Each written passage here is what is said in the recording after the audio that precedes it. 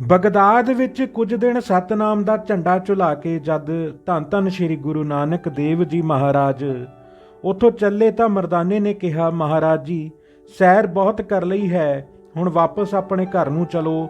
ਗੁਰੂ ਜੀ ਨੇ ਕਿਹਾ, ਮਰਦਾਨਾ ਤੈਨੂੰ ਸਦਾ ਘਰ ਹੀ ਯਾਦ ਰਹਿੰਦਾ ਹੈ, ਕਦੇ ਭੁੱਲਦਾ ਨਹੀਂ। ਜੇ ਤੂੰ ਚਾਹੁੰਦਾ ਹੈ ਤਾਂ ਤੈਨੂੰ ਇੱਕ ਬਿਲਮ ਵਿੱਚ ਪਹੁੰਚਾ ਦਿੰਦੇ ਹਾਂ। ਮਰਦਾਨੇ ਨੇ ਕਿਹਾ, ਮਹਾਰਾਜ ਮੈਂ ਤੁਹਾਡੇ ਨਾਲ ਹੀ ਜਾਣਾ ਚਾਹੁੰਦਾ ਹਾਂ, ਪਹਿਲਾਂ ਘਰ ਨਹੀਂ ਜਾਣਾ ਚਾਹੁੰਦਾ।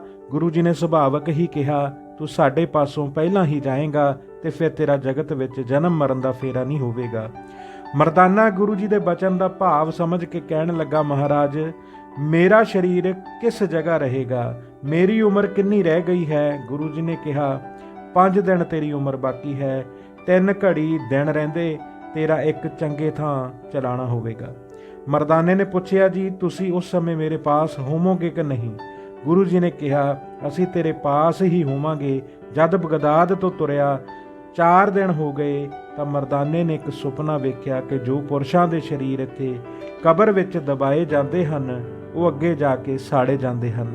ਇਸ ਕਰਕੇ ਅੱਗੇ ਜਾ ਕੇ ਸੜਨ ਨਾਲੋਂ ਚੰਗਾ ਹੈ ਕਿ ਤੁਸੀਂ ਮੇਰੇ ਸਰੀਰ ਨੂੰ ਇੱਥੇ ਹੀ ਸਾੜ ਦੇਣਾ। ਗੁਰੂ ਜੀ ਨੇ ਕਿਹਾ, ਮਰਦਾਨਾ ਜਿਵੇਂ ਤੇਰੀ ਇੱਛਾ ਹੈ ਤਿਵੇਂ ਹੀ ਕੀਤਾ ਜਾਵੇਗਾ। ਹੁਣ ਚੱਲ ਅੱਗੇ, ਖੁਰਮੇ ਸ਼ਹਿਰ ਵਿੱਚ ਤੇਰਾ ਅੰਨ ਜਲ ਕੁਝ ਬਾਕੀ ਹੈ, ਉਹ ਖਾ ਕੇ ਤੂੰ ਸਰੀਰ ਤਿਆਗਣਾ ਹੈ, ਉੱਥੇ ਤੇਰੀ ਸੰਤਾਨ ਰਿਹਾ ਕਰੇਗੀ। ਇਤਨੇ ਨੂੰ ਖੁਰਮਾ ਸ਼ਹਿਰ ਵੀ ਆ ਗਿਆ ਤੇ ਗੁਰੂ ਜੀ ਨੇ ਮਰਦਾਨੇ ਨੂੰ ਆਖਿਆ ਕਿ ਜੋ ਖਾਣਾ ਪੀਣਾ ਹੈ ਉਹ ਅੰਤ ਸਮੇਂ ਖਾ ਪੀ ਲੈ। ਜਦ ਬਚਨ ਮੰਨ ਕੇ ਮਰਦਾਨੇ ਨੇ ਜੋ ਕੁਝ ਖਾਣਾ ਸੀ ਖਾ ਲਿਆ ਤਾਂ ਗੁਰੂ ਜੀ ਸ਼ਹਿਰ ਤੋਂ ਬਾਹਰ ਇੱਕ ਚੰਗਾ ਥਾਂ ਵੇਖ ਕੇ ਜਾ ਬੈਠੇ ਅਤੇ ਮਰਦਾਨੇ ਨੂੰ ਪੁੱਛਿਆ ਕਿ ਤੇਰਾ ਕੀ ਹਾਲ ਹੈ।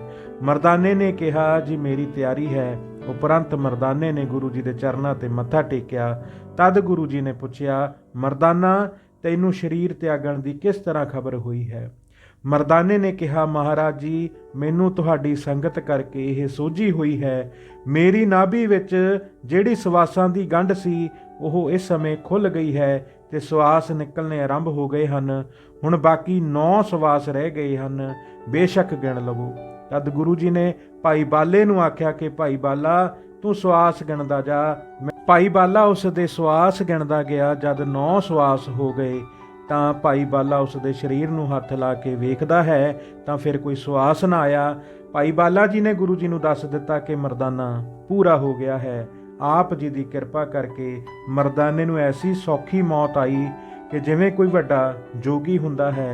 ਤਦ ਗੁਰੂ ਜੀ ਨੇ ਕਿਹਾ, ਬਾਲਾ ਇਸ ਦਾ ਸੰਸਕਾਰ ਕਰ ਦਿਓ। ਇਹ ਬਚਨ ਕਰਕੇ ਗੁਰੂ ਜੀ ਨੇ ਇੱਕ ਚਾਦਰਾ ਆਪਣੇ ਉੱਪਰੋਂ ਦਿੱਤਾ ਤੇ ਇੱਕ ਭਾਈ ਬਾਲਾ ਜੀ ਨੇ ਆਪਣੇ ਕੋਲੋਂ ਲੈ ਕੇ ਮਰਦਾਨੇ ਨੂੰ ਚੰਗੀ ਤਰ੍ਹਾਂ ਉਸ ਵਿੱਚ ਲਪੇਟ ਕੇ ਬਹੁਤ ਸਾਰੀਆਂ ਲੱਕੜਾਂ ਇਕੱਠੀਆਂ ਕਰਕੇ ਮ੍ਰਿਤਕ ਸਰੀਰ ਦਾ ਸੰਸਕਾਰ ਕਰ ਦਿੱਤਾ। ਉਪਰੰਤ ਇੱਕ ਰਾਤ ਉੱਥੇ ਕੱਟ ਕੇ ਗੁਰੂ ਜੀ ਨੇ ਅੱਗੇ ਨੂੰ ਤੁਰਨ ਦੀ ਤਿਆਰੀ ਕੀਤੀ ਤਾਂ ਅੱਗੋਂ ਗੋਰਖ ਅਤੇ ਉਸ ਦੇ ਕੁਝ ਚੇਲੇ ਮਿਲ ਪਏ। ਸਭ ਸਿੱਧਾਂ ਨੇ ਗੁਰੂ ਜੀ ਨੂੰ ਆਦੇਸ਼ ਆਖੀ ਅਤੇ ਗੁਰੂ ਜੀ ਨੇ ਏਕ ਓਂਕਾਰ ਆਖਿਆ। ਸਾਰੇ ਸਿੱਧ ਗੁਰੂ ਜੀ ਪਾਸ ਬੈਠ ਗਏ ਅਤੇ ਪ੍ਰਸ਼ਨ ਕੀਤਾ ਕਿ ਦੁਰਮਤ ਕਿਸ ਤਰ੍ਹਾਂ ਛੱਡੀ ਜਾਵੇ ਅਤੇ ਕਠਨ ਤਰਨ ਵਾਲੀ ਦੁਨੀਆ ਨੂੰ ਕਿਸ ਤਰ੍ਹਾਂ ਤਰਿਆ ਜਾਵੇ, ਜਗਤ ਵਿੱਚ ਜਿਉਂਦਿਆਂ ਹੀ ਕਿਸ ਤਰ੍ਹਾਂ ਮਰਿਆ ਜਾਵੇ, ਸੱਚ ਦੀ ਪਛਾਣ ਕਿਸ ਤਰ੍ਹਾਂ ਹੋਵੇ ਅਤੇ ਸੱਚ ਦਾ ਰਾਸਤਾ ਕਿਸ ਤਰ੍ਹਾਂ ਜਾਣਿਆ ਜਾਵੇ, ਇੰਦਰੀਆਂ ਵਸ ਕਿਸ ਤਰ੍ਹਾਂ ਹੋਣ ਅਤੇ ਮਨ ਸ਼ਾਂਤ ਕਿਸ ਤਰ੍ਹਾਂ ਹੋਵੇ, ਉਸ ਦਾ ਰੂਪ ਕੀ ਹੈ ਅਤੇ ਵਿਸਥਾਰ ਕਿੱਡਾ ਹੈ, ਕਰਨ ਵਾਲਾ ਕਿਹੜਾ ਕੰਮ ਹੈ, ਕਿੱਥੋਂ ਆਉਂਦਾ ਹੈ ਤੇ ਕਿੱਥੇ ਜਾਂਦਾ ਹੈ ਅਤੇ ਕਿੱਥੇ ਸਮਾਉਂਦਾ ਹੈ, ਇਹ ਸਾਨੂੰ ਦੱਸੋ। ਗੁਰੂ ਜੀ ਨੇ ਉੱਤਰ ਦਿੱਤਾ ਕਿ ਗੁਰਮਤ ਲੈ ਕੇ ਦੁਰਮਤ ਛੱਡੀ ਜਾਂਦੀ ਹੈ ਅਤੇ ਨਾਮ ਵਿੱਚ ਲੱਗ ਕੇ ਕਠਿਨ ਸੰਸਾਰ ਤਰਿਆ ਜਾਂਦਾ ਹੈ।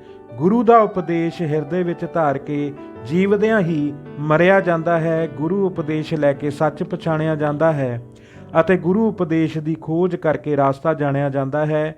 ਮਨ ਨੂੰ ਮਾਰਨ ਨਾਲ ਇੰਦਰੀਆਂ ਵੀ ਵਸ ਹੁੰਦੀਆਂ ਹਨ। ਉਸ ਦੇ ਰੂਪ ਦਾ ਵਿਸਥਾਰ ਕਹਿਣ ਤੋਂ ਰਹਿਤ ਹੈ। ਰਾਤ ਦਿਨ ਪਰਮੇਸ਼ਰ ਦਾ ਸਿਮਰਨ ਕਰਨ ਤੋਂ ਉੱਪਰ ਹੋਰ ਕੋਈ ਕਰਤੱਵ ਨਹੀਂ ਹੈ। ਜੀਵ ਹੁਕਮ ਵਿੱਚ ਆਉਂਦਾ ਤੇ ਹੁਕਮ ਵਿੱਚ ਜਾਂਦਾ ਹੈ। ਇਹ ਉੱਤਰ ਸੁਣ ਕੇ ਗੋਰਖ ਨੇ ਫਿਰ ਕਿਹਾ, ਸਾਡੇ ਨਾਲ ਅਚਲ ਦੇ ਮੇਲੇ ਉੱਤੇ ਵਟਾਲੇ ਚਲੋ। ਗੁਰੂ ਜੀ ਨੇ ਪੁੱਛਿਆ, ਉਹ ਕਿੱਥੇ ਹੈ, ਕਿੱਡੀ ਕੁ ਦੂਰ ਹੈ ਅਤੇ ਮੇਲਾ ਕਦੋਂ ਹੋਣਾ ਹੈ?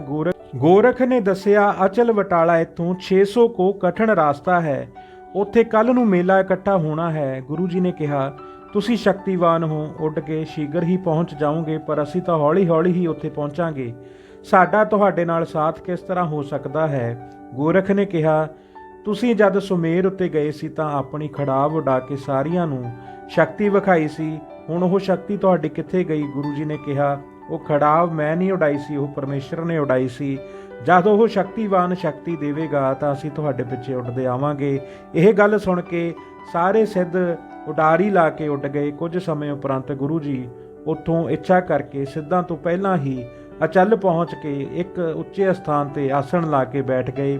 ਸਿੱਧਾਂ ਨੇ ਉੱਥੇ ਪਹੁੰਚ ਕੇ ਜਦ ਗੁਰੂ ਜੀ ਨੂੰ ਅੱਗੇ ਹੀ ਬੈਠਾ ਵੇਖਿਆ ਤਾਂ ਉਹ ਬਹੁਤ ਹੈਰਾਨ ਹੋਏ। ਆਦੇਸ਼ ਕਰਕੇ ਸਿੱਧ ਕਹਿਣ ਲੱਗੇ, ਤੁਸੀਂ ਬੜੇ ਚੇਟਕੀ ਹੋ ਜੋ ਸਭ ਤੋਂ ਪਿੱਛੋਂ ਚੱਲ ਕੇ ਪਹਿਲਾਂ ਆ ਬੈਠੇ ਹੋ। ਗੁਰੂ ਜੀ ਨੇ ਕਿਹਾ, ਸਾਡਾ ਇਸ਼ਟ ਨਿਰੰਕਾਰ ਹੈ, ਜਿਸ ਦੇ ਬਲ ਨਾਲ ਨਿਸਤਾਰਾ ਹੁੰਦਾ ਹੈ। ਉਪਰੰਤ ਸਾਰੇ ਸਿੱਧ ਆਸਣ ਲਾ ਕੇ ਬੈਠ ਗਏ ਅਤੇ ਲੋਕਾਂ ਤੋਂ ਬਹੁਤ ਪੂਜਾ ਕਰਾਉਣ ਲੱਗੇ। ਇੱਧਰ ਗੁਰੂ ਜੀ ਦੀ ਬਹੁਤ ਮਾਨਤਾ ਹੋਣ ਲੱਗੀ, ਜਿਸ ਨੂੰ ਵੇਖ ਸਿੱਧ ਈਰਖਾ ਨਾਲ ਸੜ ਬਲ ਗਏ। ਜਦ ਮੇਲਾ ਵਿਛੜ ਗਿਆ ਤਾਂ ਸਿੱਧ ਆਪਣੇ ਡੇਰੇ ਚਲੇ ਗਏ। ਭਾਈ ਬਾਲੇ ਨੂੰ ਗੁਰੂ ਜੀ ਨੇ ਕਿਹਾ, ਬਾਲਾ ਚੱਲ ਤਲਵੰਡੀ ਚੱਲੀਏ, ਉੱਥੋਂ ਮਰਦਾਨੇ ਦੇ ਪੁੱਤਰ ਨੂੰ ਨਾਲ ਲੈ ਕੇ ਖੁਰਮੇ ਸ਼ਹਿਰ ਪਹੁੰਚਾਣਾ ਹੈ ਅਤੇ ਉਸ ਨੂੰ ਸਰੋਪਾਓ ਦੇ ਕੇ ਮਰਦਾਨੇ ਦੀ ਸਮਾਧੀ ਤੇ ਬਿਠਾਉਣਾ ਹੈ। ਇਹ ਬਚਨ ਕਰਕੇ ਗੁਰੂ ਜੀ ਤਲਵੰਡੀ ਪਹੁੰਚ ਕੇ ਬਾਹਰ ਇੱਕ ਖੂਹ ਉੱਪਰ ਬੈਠ ਗਏ। ਭਾਈ ਬਾਲੇ ਨੂੰ ਆਗਿਆ ਕੀਤੀ ਕਿ ਰਾਤ ਨੂੰ ਚੁੱਪ ਕਰਕੇ ਮਰਦਾਨੇ ਦੇ ਪੁੱਤਰ ਸ਼ਹਿਜ਼ਾਦੇ ਨੂੰ ਸਾਡੇ ਪਾਸ ਲੈ ਆਓ, ਕਿਉਂਕਿ ਸਾਡੇ ਮਾਤਾ ਪਿਤਾ ਤੇ ਰਾਏ ਬੁਲਾਰ ਤਾਂ ਭਾਵੇਂ ਪ੍ਰਲੋਕ ਗਮਨ ਕਰ ਚੁੱਕੇ ਹਨ, ਪਰ ਚਾਚਾ ਲਾਲੂ ਜਦ ਵੇਖੇਗਾ ਤਾਂ ਉਹ ਮਿਲ ਕੇ ਬਹੁਤ ਰੁਦਨ ਕਰੇਗਾ। ਇਸ ਕਰਕੇ ਅਸੀਂ ਸ਼ਹਿਜ਼ਾਦੇ ਨੂੰ ਇੱਥੋਂ ਹੀ ਨਾਲ ਲੈ ਕੇ ਚਲੇ ਜਾਵਾਂਗੇ। ਭਾਈ ਬਾਲੇ ਨੇ ਸੰਧਿਆ ਸਮੇਂ ਸ਼ਹਿਜ਼ਾਦੇ ਨੂੰ ਉਸ ਦੇ ਘਰੋਂ ਲੈ ਆਂਦਾ। ਸ਼ਹਿਜ਼ਾਦੇ ਨੇ ਆਣ ਕੇ ਗੁਰੂ ਜੀ ਨੂੰ ਮੱਥਾ ਟੇਕਿਆ ਤੇ ਬੈਠ ਗਿਆ। ਗੁਰੂ ਜੀ ਨੇ ਕਿਹਾ, ਸ਼ਹਿਜ਼ਾਦਾ ਤੇਰਾ ਪਿਤਾ ਖੁਰਮੇ ਸ਼ਹਿਰ ਵਿੱਚ ਚਲਾਣਾ ਕਰ ਗਿਆ ਹੈ, ਅਸੀਂ ਤੈਨੂੰ ਉੱਥੇ ਲੈ ਜਾਣ ਵਾਸਤੇ ਸੱਦਿਆ ਹੈ। ਤੂੰ ਉੱਥੇ ਚੱਲ ਕੇ ਰਹਿਣਾ ਕਰ, ਤੇਰਾ ਮਰਦਾਨੇ ਵਾਂਗੂ ਹੀ ਆਦਰ ਸਤਿਕਾਰ ਹੋਵੇਗਾ। ਸ਼ਹਿਜ਼ਾਦੇ ਨੇ ਹੱਥ ਜੋੜ ਕੇ ਕਿਹਾ, ਜਿਵੇਂ ਹੁਕਮ ਹੋਵੇ ਮੈਂ ਤਿਵੇਂ ਹੀ ਕਰਾਂਗਾ, ਮੈਨੂੰ ਵੀ ਮੇਰੇ ਪਿਤਾ ਵਾਂਗ ਆਪਣਾ ਦਾਸ ਸਮਝੋ। ਧੰਨ ਧੰਨ ਸ੍ਰੀ ਗੁਰੂ ਨਾਨਕ ਦੇਵ ਜੀ ਮਹਾਰਾਜ।